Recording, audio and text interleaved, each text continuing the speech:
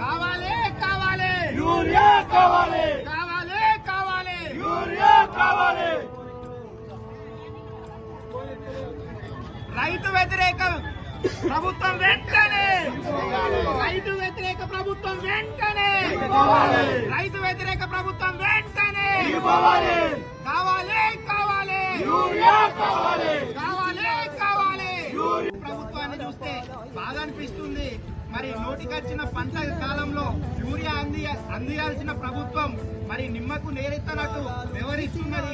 ఇక్కడ ఉన్న మంత్రి శ్రీధర్ బాబు మరి మేము యూరియా కష్టాలే లేవు, వాళ్ళు రైతులే కాదు అక్కడ ఉన్నది ప్రతిపక్ష నేతలు అని చెప్పేసి మాట్లాడుతాడు.